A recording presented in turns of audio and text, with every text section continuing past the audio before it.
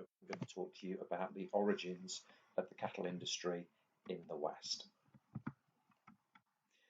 Before the Civil War, which started in 1861, there was a cattle industry in the United States, and it was mainly located in Texas, which, if you look at the map here, is right here, large state in the south of the United States. Now, before the railroad expanded through the West, if you wanted to sell your cows, your cattle,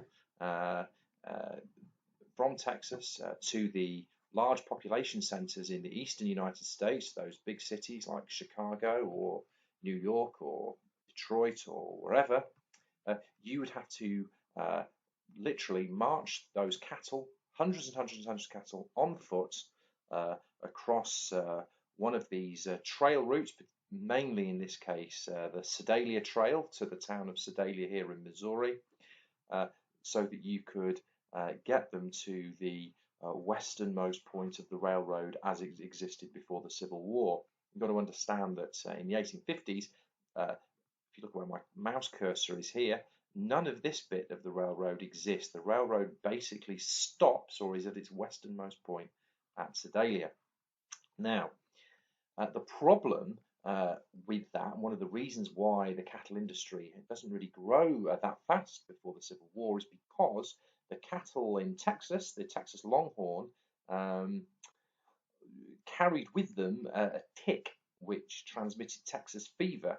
And as cowboys marched their cattle through to Sedalia, through Indian Territory, through Arkansas, and into Missouri, they attracted hostility from local cattle farmers in places like Missouri, whose own cattle were vulnerable to the Texas fever that was being brought with these Texas Longhorn cows.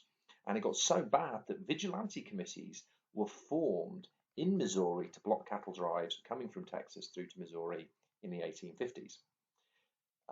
Now, that situation was then, of course, massively interrupted by the Civil War in 1861. And the Civil War basically brings the cattle industry to a halt. And of course, Texas in the South was on the side of the Confederacy in the Civil War, fighting against the Union. So that trade in cattle was completely disrupted. And in fact, many of the people that worked in the cattle industry would enlist to fight in the Confederate Army during the Civil War. Now, when the Civil War ends, there's an opportunity for the cattle industry to grow, and there's a number of reasons for that. One of those is the fact that in the North, which of course is victorious in the Civil War, there is a significant increase in the demand for beef, particularly in the big cities of the North. A cow in Chicago would fetch $40 a head.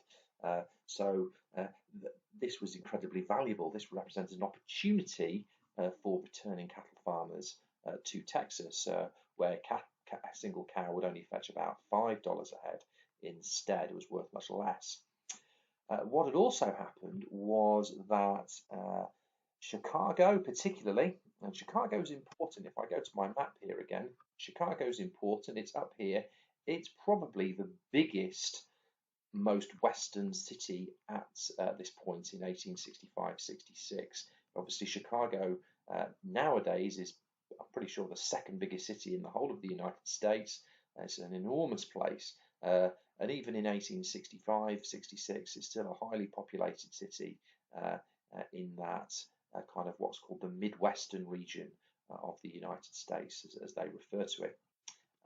And in Chicago, a meatpacking industry had developed. And meatpacking is just an American term, really, referencing the beef, the production of beef, basically the process of taking a cow from the farm through to something that's chopped up into pieces of beef that you would, buy from a marketplace or a store or wherever.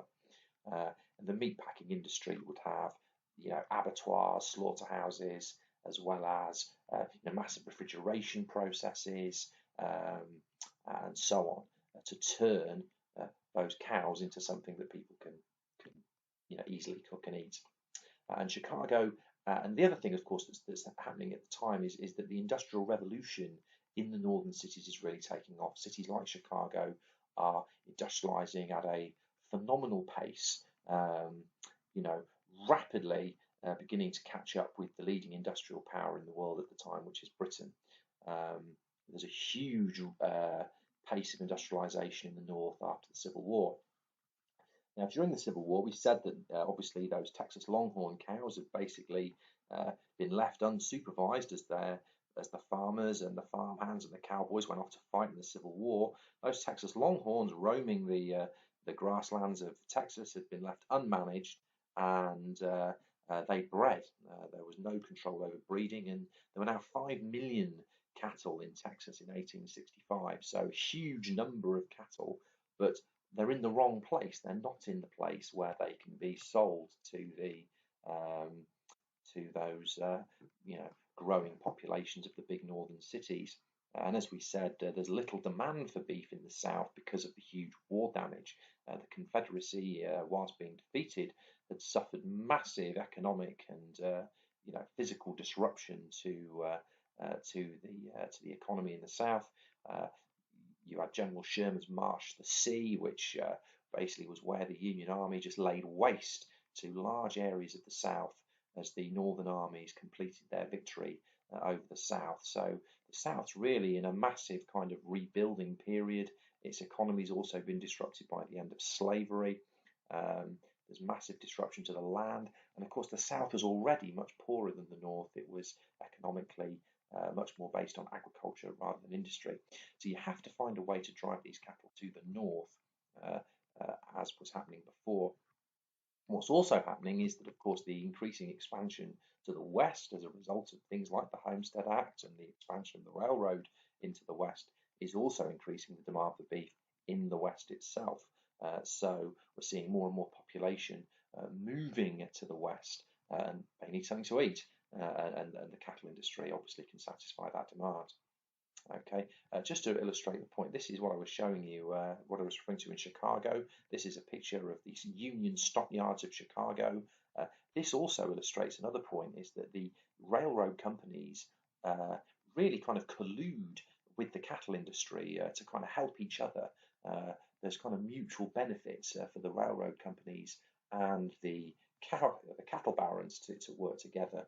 And what we see is the railroad companies themselves building massive facilities in Chicago where trains loaded with thousands of cattle can be unloaded, where those cattle can be stored before they're then taken to be slaughtered in the big factories very nearby to this. And there is an area of Chicago at this time that was really just the absolute hub of the meat packing industry of the United States there.